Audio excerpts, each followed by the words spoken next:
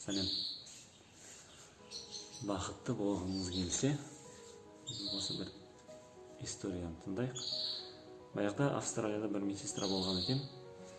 Ол үлкен ауру адамдармен жұмыс істеген да, уже өлейін деп жатқан кісілермен жұмыс істеп, олардан сұраған, сіз өміріңізде ең көп неден өкінесіз деп. Сөйтіп сол адамдардың бәрінен сұрап, соңында бір статистика шығарады да, ең көп 5 өкінетін зат деген кітап, Top 5 Regrets in Life. И сол жерде, оказывается, адамдар шынымен көбінесе өкінгені бірдей нәрселер екен да. И вот олардың кейбірін айтып шығайын мен. Ең көп өкінген заттардың біреуі, мен өзіме аз уақыт бөлдім. Өзімнің қалаған, шынымен сүйетін ісіммен аз айналыстым деген. Одан бөлек тағы да көп басқалар не дейді, басқалар не ойлайды, ұят болады деп өкінді адамдар. Қорықпау керек та, надо рисковать. Бұл біздің өміріміз ғой.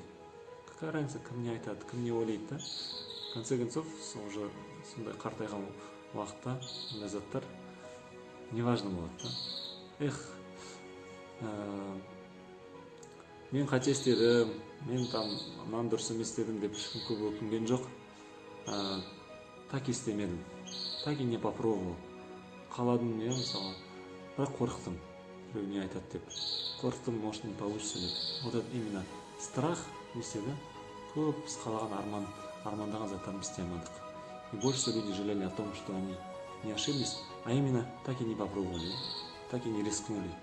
Так что давайте рисковать етейік, қате істейік, ертең өкінбес үшін. Одан кейін адамдар скрывал свои чувства деп айтады да. И өз сезімдерімізді көрсетпедік. Мысалы, біреуді жақсы көрсек, оны не істеуіміз керек? Айту керек. Біздің ең жақын туған туысқан, ата-анамыз, балаларымыз, күйеуіміз, әйеліміз айтайық. Өміріміз қысқа, біз қаншалықты жақсы көретінімізді білдіруіміз керек, сездірейік. Біз оны айтпасақ, олар қайдан біледі? Ондан ұялмау керек, ашық болу керек. Вот, чтобы потом не жалеть, что вот так и скрывал свои чувства деп. Бұны не үшін айтып жатырмын? Олардың өкініп, мысалы, өмірінде істеген қателерін біз қайталамайық та. Вот на их ошибках, олардың істеген қателерінде біз қазір не істейік, өз өмірімізді дұрыстайық. Одан кейін слишком көп жұмыс істедім дейді да. Енді әр нәрсенің өз орны бар, уақыты бар, бірақ кейбір адамдар слишком көп карьера, жұмыс, сондай затқа уақытын бөліп қояды да, и басқа нәрсе үлгермей қалады. Бір профессор не істеген, бір банканы алғанда, ішіне көп үлкен тастар салып қойды. Сосын болды ма десе, студенттер, болды дейді. Жоқ, әлі толған жоқ дейді да, ішіне құм құяды. Құм тастардың арасына кіреді да. Болды ма десе, дейді студенттер. Профессор ішіне дағы су құяды екен. Көрдіңіз ба? Бұл мағынасы банка өмірімізді.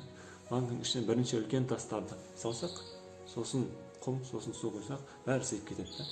Поэтому ең бірінші, ең үлкен тастарды салу керек банкаға. Біздің өмірімізде ең маңызды заттар істеу керек. И тағы да өте көп өкінгендері ол неге байланысты, жаңа көп жұмыс істеп, басқа нәрсе көңіл алысып, бізді сүйетін, біз жақсы көретін, біздің ең жақын адамдармен аз уақыт өткіздік деп өкінді олар. И вправду в погоне за деньгами, славы, тағы басқа нәрселерді аламыз деп, біз айналамыздағы бала-шаға, ата-анамызда істеміз, үміт кетеміз, оларға көп көңіл бөлмей қоямыз. И сосын өкініп қаламыз да. Сол үшін осы өкінген заттарды ескере отырып, давайте не істейік, көбірек өз туған-туысқандарымызға, бала-шағамызға мән берейік, көңіл бөлейік. Тем более қазір карантин, олармен көбірек уақыт өткізейік.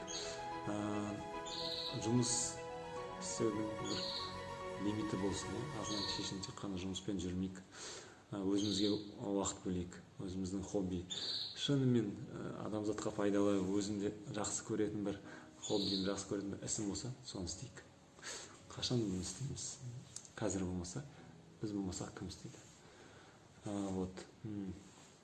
И бұл бір жақсы методика білемін да, мен өзім қолданатын. Күнде соңғы бір күн қалған сияқты өмір сүруге тырысайық да. Вот представьте, бүгін соңғы күніңіз. Сіз не істейсіз? Конечно, керек емес кішкентай заттың бәрі не істейді, отпадает, да. Что важно, в первую очередь, сонымен айналысайық. И бұл бір күн не үшін пайдалы? Өйткені өткен өтті, оны уже өзгерте алмаймыз, оны ойлаудың қажеті жоқ. Болашақта ертең не болатын бір Құдай біледі, бола ма, болмай ма. Біз бүкіл энергиямызды тек қана бір күнге, бүгінге жұмсасақ, ол бізге жетеді екен.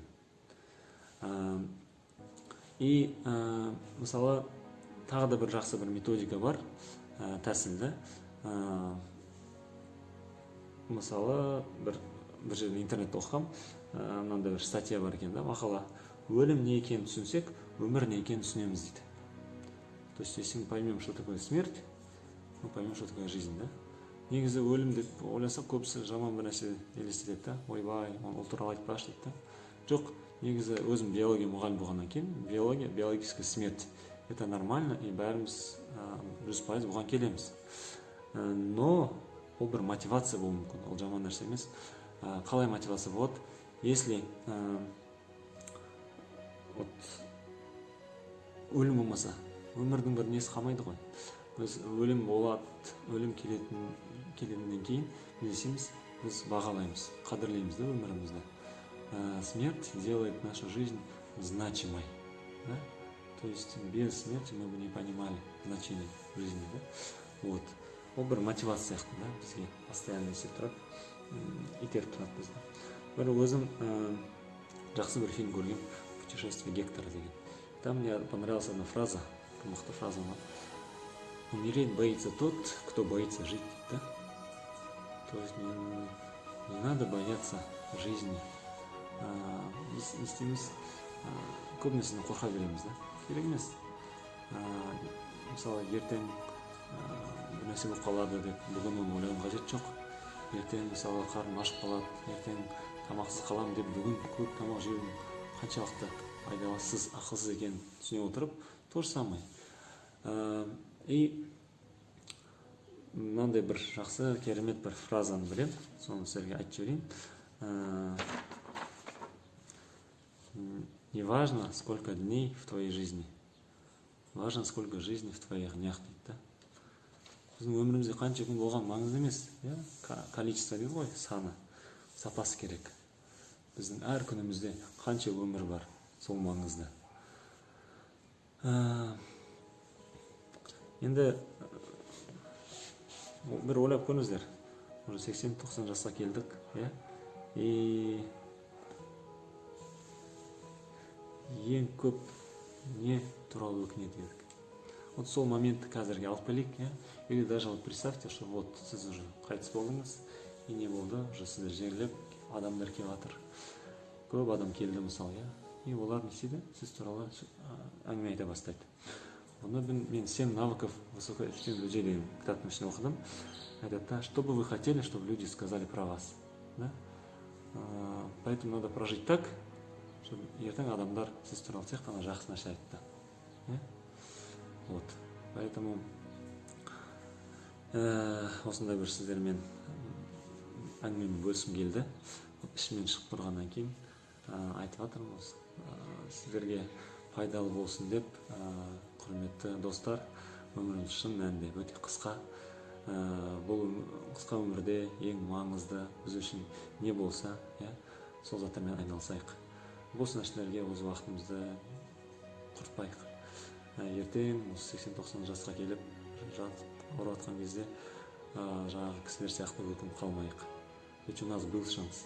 Ведь мы прочитали, мысалы, олардың статьясын, кітаптарын оқыдық та, олар не өкінгенін түсіндік. Давайте не будем повторять их ошибок, да? Вот. бақытты болыңыздар. Ешқашан ешкімді өзіңізбен салыстырмаңыздар. Тек қана өзіңізбен өзіңіз салыстырыңыздар. Кеше қандай болдым, бүгін қандай болдым. Нағыз ұстаз, нағыз мықты адамдардың екі күн бірдей болмайды. Кеше мынандай болдым, бүгін мынандай. Чуть-чуть лучше, чем вчера. Вот. Тек қана өзіңізбен өзіміз салыстырамыз. Кешеден бүгін жақсырақ болдым ба? Жоқ. Как раз карантин көбірек өзімізді дамытайық. Как раз жақсы уақыт отыр да.